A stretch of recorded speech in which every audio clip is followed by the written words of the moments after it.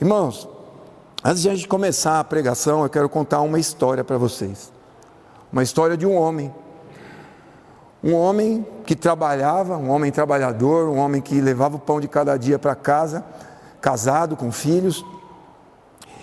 E esse homem, ele trabalhava e vivia a vida comum de qualquer homem desse mundo. O que ele fazia? Tinha um happy hour, ele bebia, ele fumava, ele tinha os amigos, ele lutava por uma situação melhor no seu emprego, não importava como, ele queria ser melhor, para ter coisas, como é a ditada regra desse mundo. E esse homem começou a ter problemas em casa, brigas com a esposa, não chega no horário, não tem compromisso com a família, começou a ficar inconformado com o trabalho, porque no seu trabalho também ele achava que não era reconhecido como deveria, que ele achava que aquele trabalho funcionava por causa dele, a empresa andava porque ele estava ali. E a mesma coisa em casa, ele começou a ficar incomodado com a esposa, que a esposa cobrava muito, ele trazia o pão de cada dia, honrava os compromissos, pagava a escola das crianças, e ele se sentia protegido por isso. E ele, de tanto reclamar, de tanto pensar em deixar tanto o emprego como a esposa, ele acabou sendo mandado embora do trabalho, e a esposa o deixou. Então aconteceu o que ele queria, mas não da forma que ele queria. Então esse homem, muito indignado, bem indignado, como muitos de nós e muitas pessoas que nós conhecemos, a gente foi procurar uma resposta para isso que está acontecendo na minha vida. E o que a gente faz quando a gente precisa?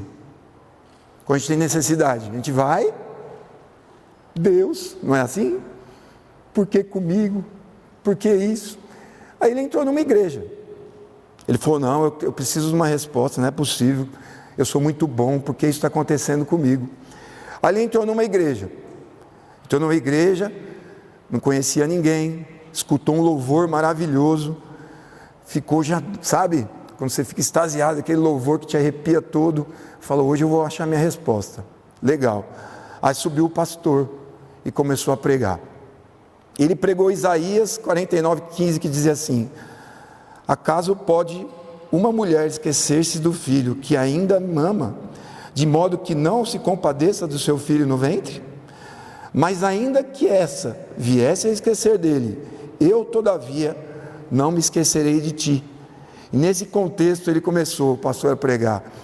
Falou, o mundo pode estar correndo contra você, pode falar coisas sobre você, mas Deus é contigo, Ele vai te levantar, você vai ter razão, você pode, você vai sair daqui fortalecido, você é de Deus, e Deus morreu por você, Jesus se entregou por você, e tudo você pode. Aquele homem saiu de lá, cheio de força e convicto que ele foi injustiçado, mas ele não saiu convicto que ele era um pecador.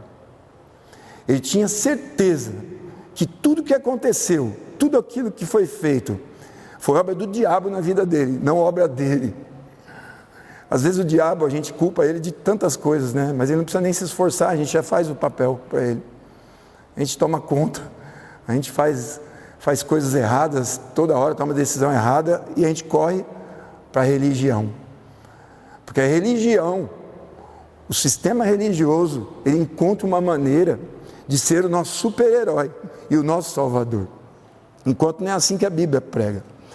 Tem um homem chamado Josemar Bessa, que diz assim, quando você quer a salvação das pessoas, você lhes diz a verdade.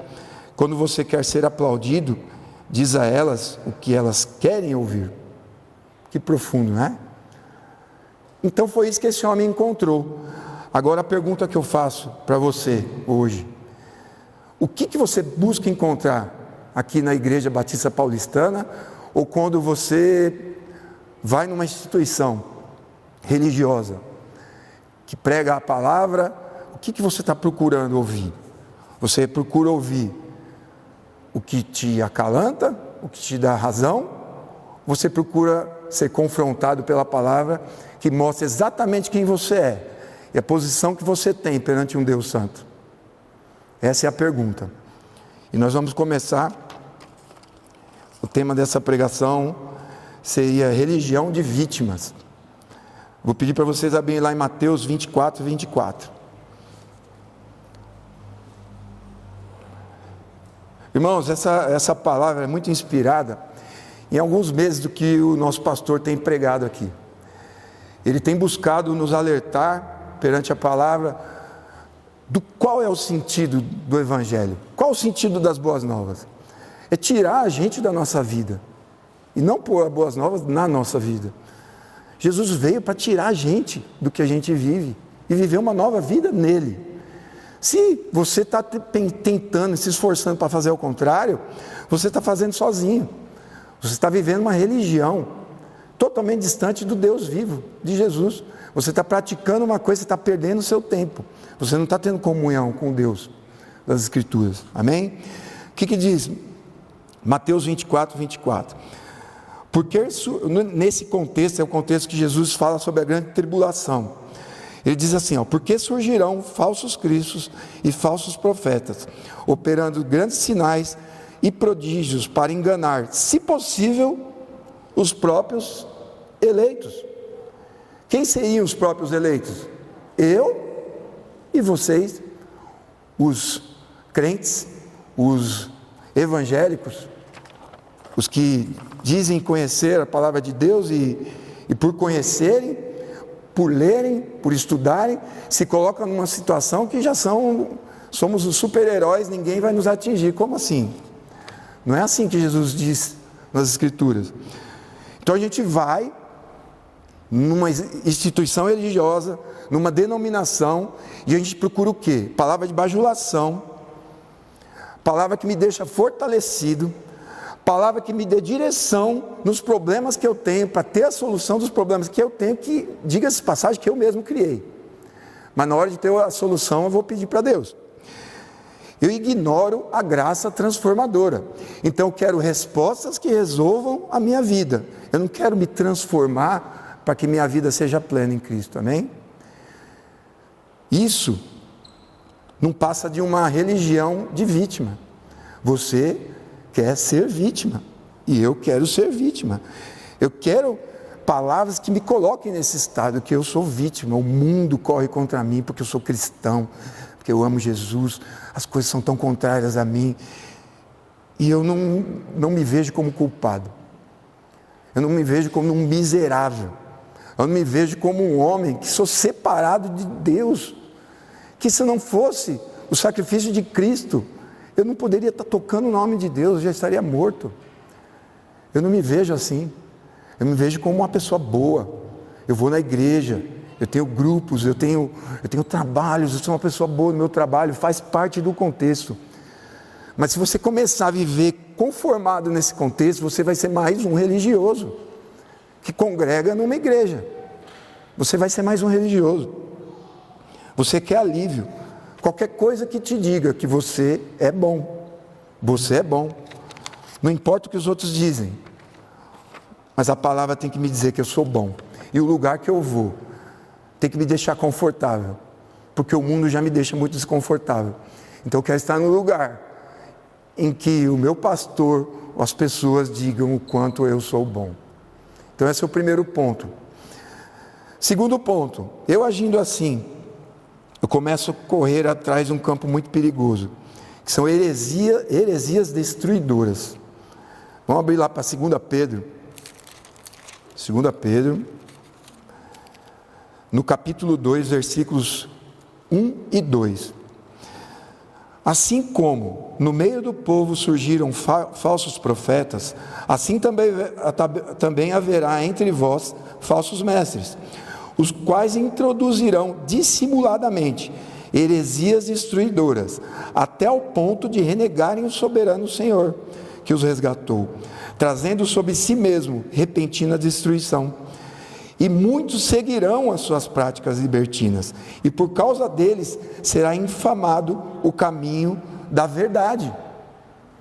Irmãos, estamos falando da igreja, estamos falando de igreja. Você vai numa igreja buscando ser vítima, ouve do pastor tudo que você quer ouvir, você pode, você consegue, você é vítima da sociedade, você é vítima do diabo que te persegue. E o pecado? Cadê o pecado? Ou algum de vocês aqui não tem pecado? Irmão, a gente quer A gente quer ser uma pessoa que a gente não é. A gente quer viver um mundo que não existe. Jesus, ele veio ao mundo para tirar a gente do mundo. Mas a gente quer viver uma religião que nos deixe confortável nesse mundo. Jesus, ele veio plantar o reino dele aqui? Não. Todos esperavam isso. Mas a gente continua querendo plantar o nosso reino aqui, indo numa igreja que confirme tudo isso para mim, para que eu tenha razão no que eu estou fazendo. Afinal de contas, eu sou um crente de primeira. Eu sou um crente de primeira, até prego de vez em quando. Deus está se agradando de mim. Irmão, a palavra diz que tudo que a gente faz para Deus é como trapo de imundícia. Todas as nossas obras. Alguém aqui já ouviu essa palavra? Não. Trapo de imundícia é aquele pano que os leprosos usaram para curar as feridas. Então, o que eu estou falando? Sobre o que eu estou dizendo? Como eu estou me dirigindo a esse Deus? O que eu acho que eu posso dar para Ele, que Ele já não me deu antes? Mas eu preciso de uma autoafirmação, eu preciso encontrar um ambiente, eu preciso encontrar um louvor do jeito que eu gosto, eu preciso encontrar um ar-condicionado, eu preciso encontrar uma escola bíblica que fale do jeito que eu gosto, mas às vezes eu nem vou, aliás, eu nunca vou, mas eu preciso, porque as pessoas vão ver eu com a Bíblia debaixo do braço, indo para uma igreja, e vão falar como ele é bonzinho, e você não é. Eu e você, nós não somos bons. E se a gente continuar caminhando e pensando que a gente é bom, a gente vai ser mais um herege com a nossa vida. Nossa, Rony, mas é muito pesado isso, é. Sabe por quê? A gente tem a visão que o pastor que é obrigado a fazer as coisas da igreja. Nós somos corpo de Cristo, irmão. Eu e você, nós somos corpo de Cristo. A gente vê a igreja como corpo de Cristo lendo a Bíblia, fala, que legal, nós somos membros do corpo de Cristo. Mas a gente vê um corpo paralisado, vivendo de religião, vivendo para ser alimentado, e não se movimentando junto com o cabeça. O cabeça é Cristo, e o corpo? O pastor está aí para ser o resto do corpo. Como assim? Irmãos, cada um de vocês tem um dom. Você sabia disso? Não sou eu que estou dizendo, eu descobri isso aqui na Bíblia. Cada um de vocês tem um dom. E você tem um dom que eu não tenho. O Alex não tem. Os maiores pastores e pregadores que você conhece não têm um dom que você tem. Você sabe que você está aqui hoje confortável, ouvindo a palavra de Deus. Tem uma pessoa ali cuidando dos carros? Sabia? É um dom. Todo domingo ele está aí. Por quê? Porque ele é bom? Não, para a glória de Deus. É o dom dele. Agora eu pergunto, como está a sua vida nesse corpo? A gente é membro de uma igreja que tem como foco missões e multiplicação de discípulos. Eu acho que a gente como cristão, que não é religioso, a gente tem que falar, qual é o foco dessa igreja? O que esse pastor está falando? O que ele está falando? Sobre o quê? Está na Bíblia? Vamos ver. Multiplicação de discípulos. Qual é a grande comissão? Ide e fazei? Faz sentido.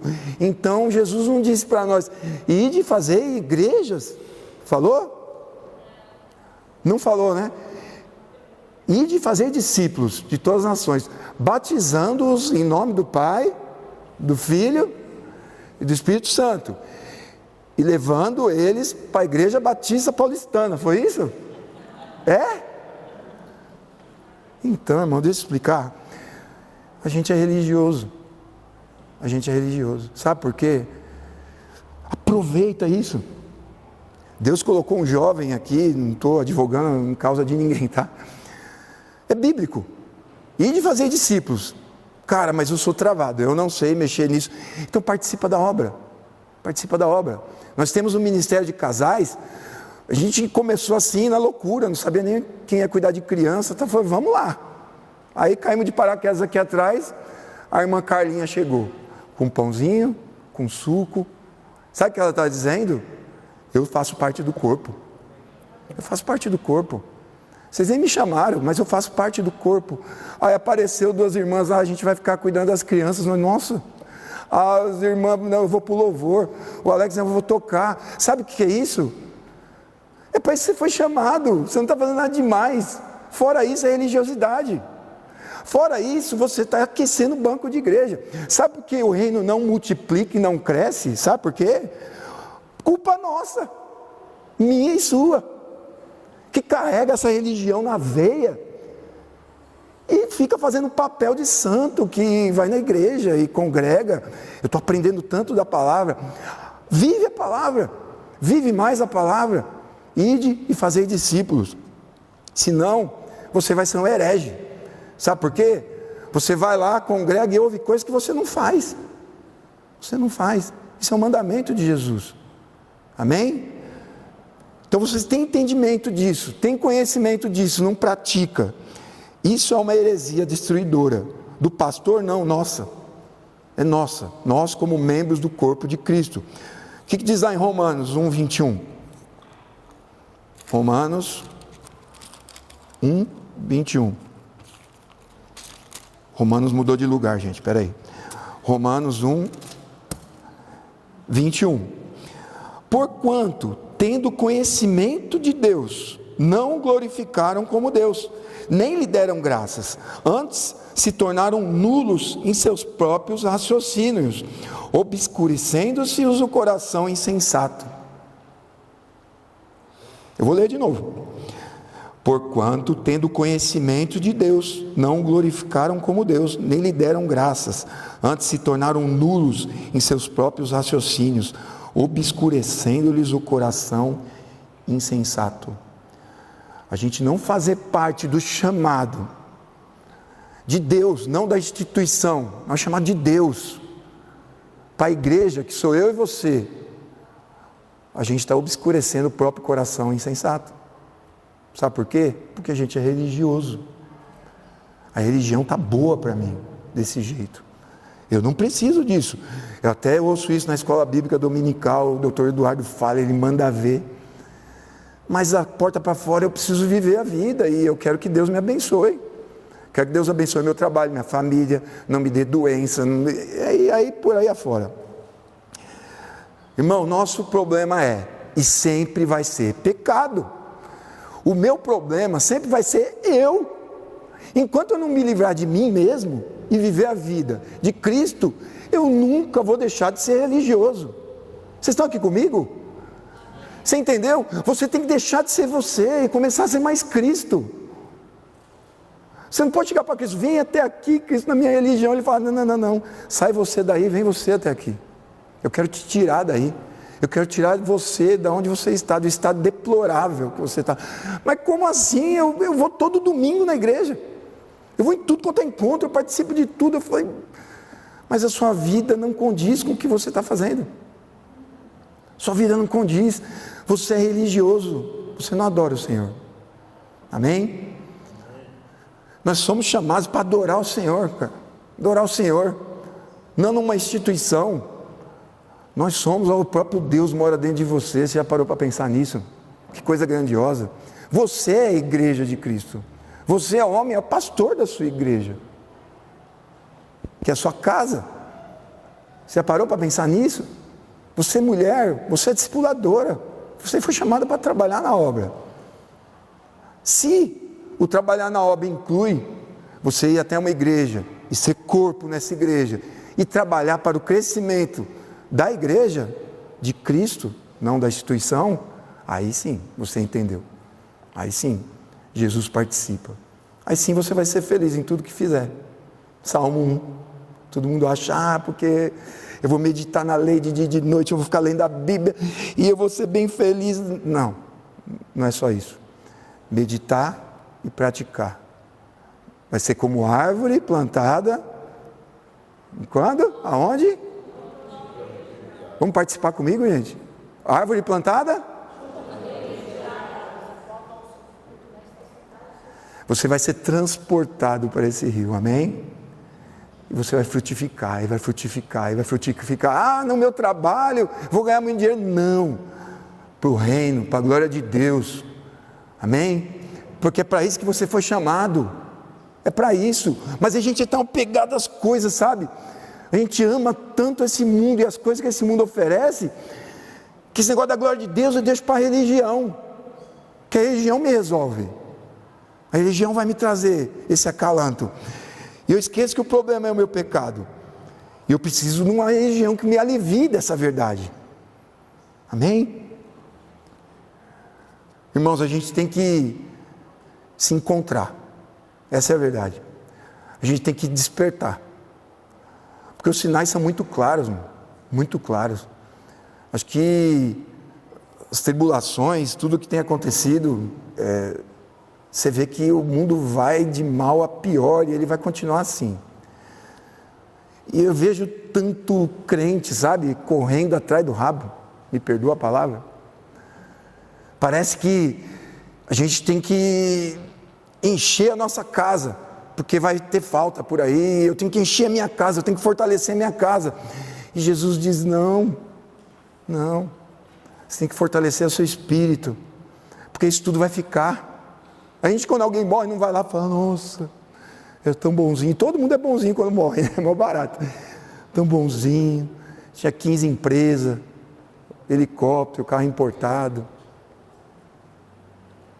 A gente entende lá em alguns minutos, sai dali, o que a gente está fazendo? Correndo atrás das mesmas coisas. Sabe por quê? Nós somos religiosos hipócritas, é isso que nós somos. A gente carrega a religião entranhada. Porque de verdade, irmão, se a gente fosse corpo de Cristo, como diz a palavra, e a gente vivesse isso, um templo desse não ia dar para carregar de tanta gente. Se a gente vivesse o evangelho verdadeiro, tinha que derrubar isso tudo, comprar tudo dos vizinhos, irmão. A gente não está preocupado com a vida do outro. A gente acha porque faz uma oração com alguém, já está transformando a vida de alguém. Isso é religiosidade, irmão. É mostrar para o outro o quão religioso você é, porque você tem o dom da oração. Aí ele sai para o outro, nossa, aquele cara, ele ora tanto, tão bonitas as palavras dele, mas não transforma nada na vida da pessoa, você não caminha com a pessoa, você não se preocupa com a pessoa, não cuida da pessoa. Você é religioso, você está se escondendo atrás da religião e usando o nome de Cristo para isso. Que pecado mortal, que pecado não. Como a gente é miserável. Teve um tema de uma pregação do Alex que chamava confronto ou conforto? Eu chegando próximo ao fim aqui, antes que vocês me batam, né? Eu vou usar o texto de 2 Timóteo 4, de 1 a 5. É bem conhecido de vocês, irmãos. Acho que sem abrir vocês vão lembrar do que a palavra diz. Paulo escreve a Timóteo exatamente isso. Conjure-te perante Deus e Cristo Jesus, que há de julgar vivos e mortos pela sua manifestação e pelo seu reino. Prega a palavra, insta, quer seja oportuno, quer não, corrige, repreende, exorta com toda longanimidade e doutrina. Está dizendo aqui, ó, faz carinho, abraça, diz que ele pode. Está dizendo isso? Não, está falando, ó, repreende, corrige, exorta, com longanimidade, tenha paciência, sabe por quê? Você também é assim, se veja naquela pessoa. Pois haverá tempo em que não suportarão a sã doutrina, pelo contrário, cercar-se-ão de mestres segundo as suas próprias cobiças, como se sentindo coceira nos ouvidos, e se recusarão a dar ouvidos à verdade, entregando-se a fábulas. Tu, porém, se sóbrio em todas as coisas, suporta as aflições, faz o trabalho de um evangelista. Trabalho de um evangelista, não de um religioso. Cumpre cabalmente o teu ministério.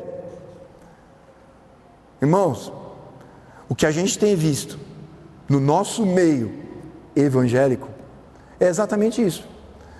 Porque a religião que está crescendo é tal desse evangélico. Está crescendo demais. Mas eu ouço uns absurdos tão grandes essa semana. É porque as pessoas veem, eu deixo a Bíblia em cima da mesa, que eu fico fazendo um rascunho lá e eu deixo ela ali. Algumas pessoas vêm e falam, meu, esse cara, ele ama Jesus, tal, legal, até aí tudo bem. Aí essa semana aconteceu uma situação inusitada. Veio um amigo meu, de uma denominação X, e trouxe o pastor dele. Sabe aquele pastor que já entra na loja dando pirueta assim? Ele chegou lá, todo entusiasmado e tal. Falei, tudo bem, né? Falou, não, trouxe ele para orar aí pelo seu comércio. Falei, show, não tem problema nenhum, né? Tem problema com isso? Não, lógico que não. Aí ele começou a orar. Eu baixei meu olhinho ali, demos as mãos, fechei o escritório, falei, vai vir bênção. Palavra boa. Ele começou, Senhor, eu determino, quando ele falou essa palavra, irmão, já murchou toda a oração. Falei, com quem será que esse cara está falando, né? Eu determino que venha todo mundo aqui comprar carro, porque está determinado, e determino. Irmão, eu curvei a cabeça e falei, Senhor, eu não tenho nada a ver com esse assunto aí, não. Está repreendido, Senhor. Eu não te determino nada, Senhor, me perdoa. Se sair uma palavra dessa da minha boca, com quem que eu estou falando?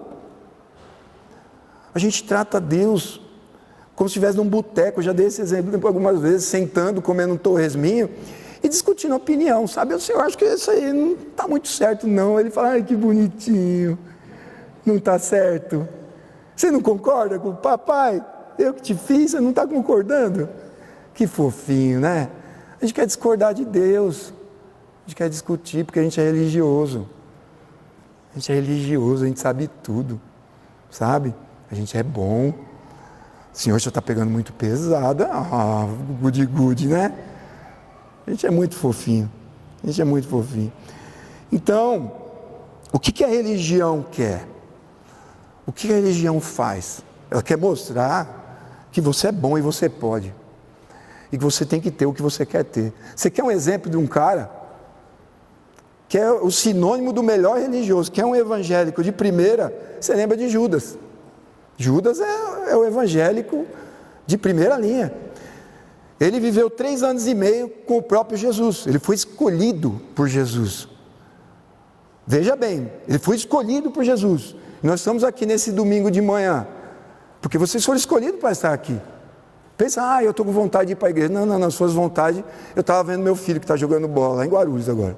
Verdade, porque essa é a minha carne disse que eu tinha que estar lá, mas o Espírito me trouxe até aqui, para ouvir as verdades. Então assim, Judas, ele andou 3 anos e meio com Jesus, aí Jesus começou, você tem que negar você mesmo, carregar sua cruz, ele foi lá para a religião, falou, cara, o meu pastor lá, não estou concordando com ele não, esse negócio de não ser eu mesmo, negar, carregar a cruz, tem que doar, tem que, submeter. Eu não quero isso, eu quero uma religião que eu dou o que eu quero, eu dou o que vocês querem, você dá o que eu quero e está tudo certo. Aí ele buscou na religião. Vocês me dão o que eu quero, o que eu dou o que vocês querem. Aí está tudo certo, todo mundo fica feliz. O que vocês querem? E o que você quer? Então chegou no acordo. É isso que a gente faz. Judas e a religião levaram Cristo para a cruz. Judas e a religião levaram Jesus Cristo para a cruz, abraçados. Estou 3 anos e meio com esse cara só fala que eu não devo ser quem eu quero ser. Não faz sentido.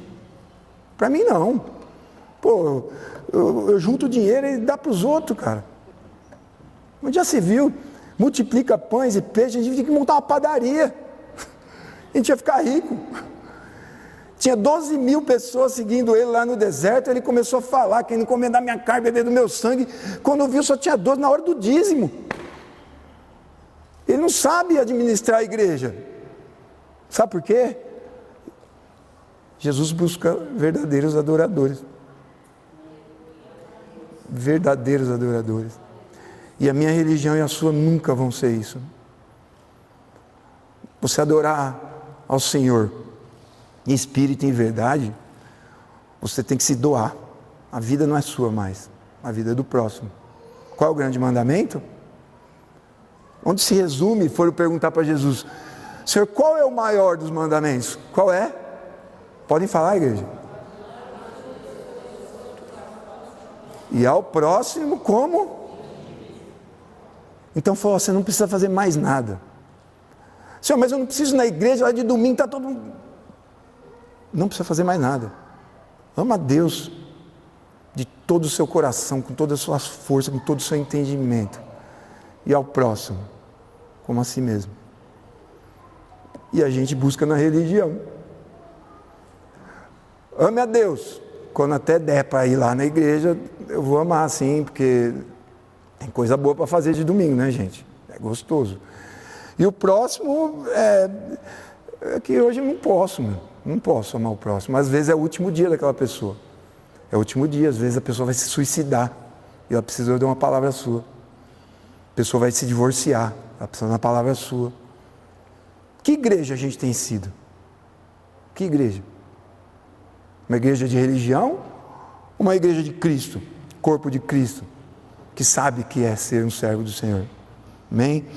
O último texto que a gente vai ler, Filipenses, capítulo 3.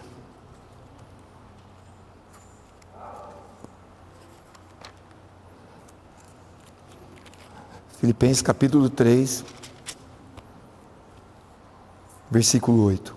Aqui, o apóstolo Paulo diz assim, quando ele fala aviso contra os falsos mestres, né? Acautelai-vos dos cães, acautelai-vos dos maus obreiros, acautelai-vos da falsa circuncisão, e quando ele chega lá, mostrando quem ele é, quem ele era, e o que ele quer ser. Sim, deveras considero tudo como perda, por causa da sublimidade do conhecimento de Cristo Jesus, meu Senhor, por amor do qual perdi todas as coisas, e as considero como refúgio, para ganhar o quê? A Cristo, e ser achado nele, não tendo justiça própria, que procede da lei, senão a que é mediante a fé em Cristo, a justiça que procede de Deus, baseado na fé. Irmão, sabe o que você precisa para ser um verdadeiro adorador? Fé. Na igreja, no pastor, em Cristo, na sua palavra. Entender que você que está aí sentado, tem um dom muito importante para o corpo de Cristo. Só que se você continuar aí sentado, você vai continuar sendo um religioso. Use o dom que Deus te deu para a glória de Deus, ou continue sendo um religioso para a sua glória. Vamos orar? Senhor Deus e Pai, te damos graças, Senhor, por esse dia, te damos graças por sua palavra, Senhor, te pedimos perdão, Senhor, por quem somos, Pai. Te peço, Senhor, nos alinha nos pensamentos do Senhor, os pensamentos do alto, Pai. Que o nosso coração seja um coração ensinável, que tenhamos a humildade de nos achegarmos ao seu trono, Pai.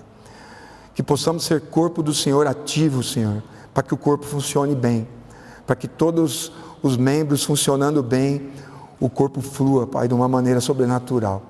Que possam ter mais vidas salvas, Senhor, que o seu reino possa se expandir, porque esse é o nosso desejo. Nós pedimos em nome do Senhor Jesus. Amém.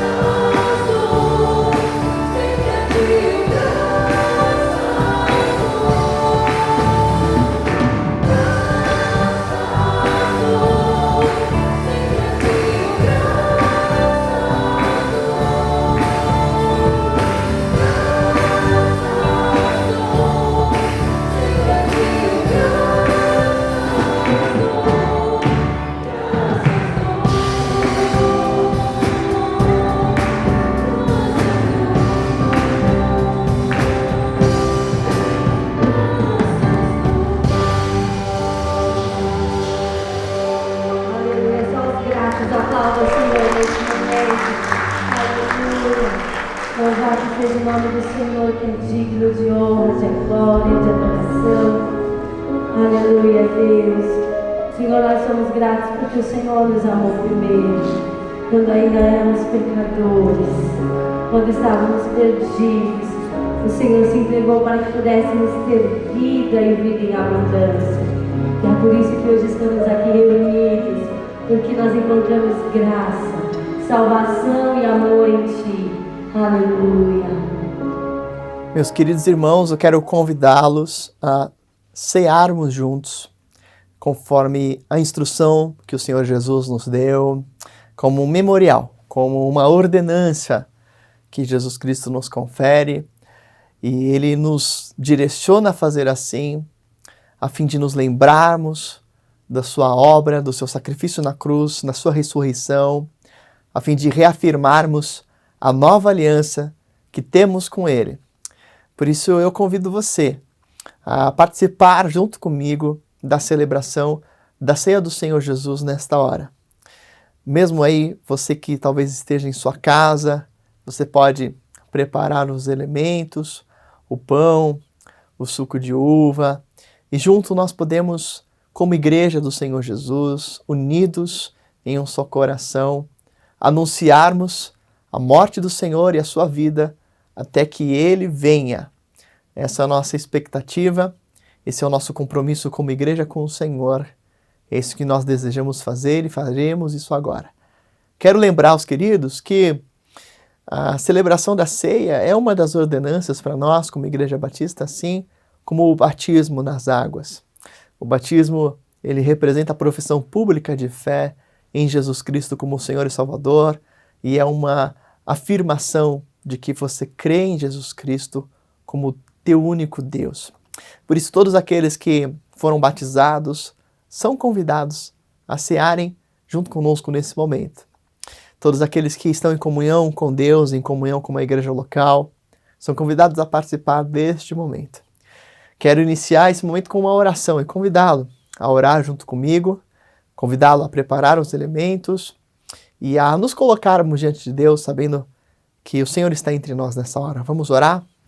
Obrigado, meu Deus, pelo privilégio que temos de nos lembrarmos do teu sacrifício, da tua obra na cruz, do teu sangue derramado, de reafirmarmos que o Senhor está vivo, que o Senhor vive e reina soberanamente e também está presente em nossos corações, transformando-nos a cada dia. Jesus, queremos portar a tua vida em nós.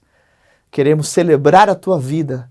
Queremos afirmar ao mundo que o Senhor Jesus está vivo, porque tu és a razão da nossa esperança e o propósito da nossa existência.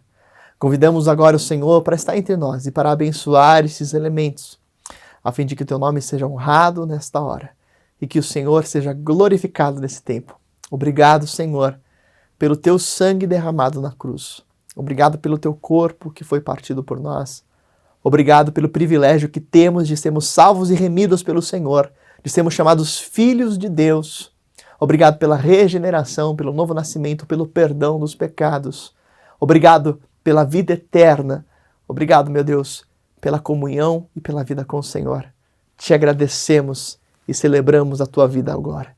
Oramos em teu nome, em nome de Jesus, pedindo para que o Senhor abençoe cada família, cada indivíduo, cada um que está agora orando comigo, esteja também presente em cada lar nesta hora. Em nome de Jesus. Amém.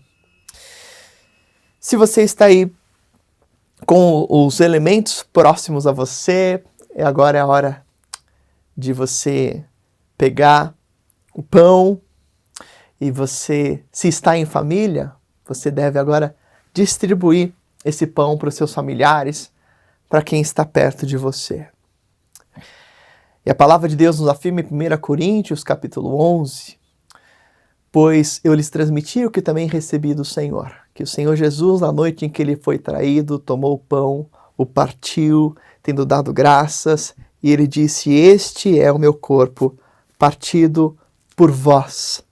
Façam isso em memória de mim.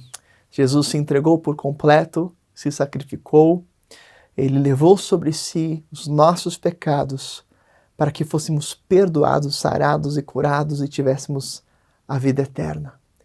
Então esse é o momento de você fazer a sua oração pessoal, Aí você e Deus. E se você tem algo a dizer para o Senhor, a agradecer, a confessar, a reconciliar-se com Deus, se você tem alguém que você precisa perdoar no teu coração, faça isso agora. Nós queremos estar uníssonos, queremos estar juntos, em um só coração. Por isso, aproveite esses próximos segundos para fazer a sua oração pessoal com Deus agora. Agradeça a Jesus, peça para o Espírito Santo sondar o teu coração e mostrar se há algo que precisa ser diferente. Vamos orar.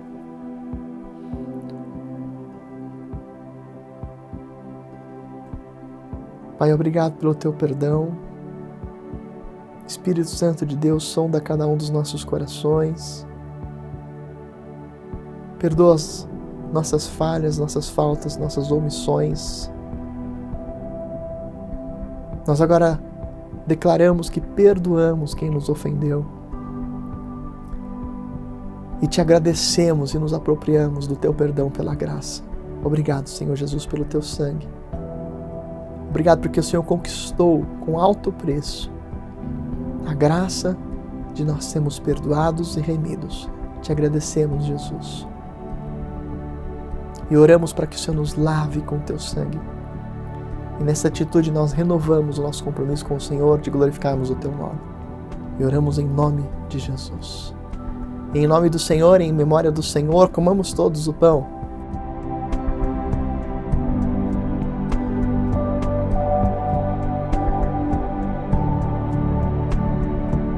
Semelhantemente, após comerem, Jesus tomou o cálice e disse: esse cálice é a nova aliança no meu sangue. Façam isso em memória de mim, porque todas as vezes em que comerem deste pão e tomarem desse cálice, vocês anunciam a morte do Senhor até que Ele venha. E até que Ele venha e comprometidos com o compromisso de Jesus Cristo, com o sacrifício de Jesus, transformados pela sua graça que nos é muito preciosa e reafirmando a nossa nova aliança com Ele, de proclamarmos a sua glória e vivermos em comunhão com Ele, eu o convido a cearmos, a tomarmos juntos o cálice nesta hora.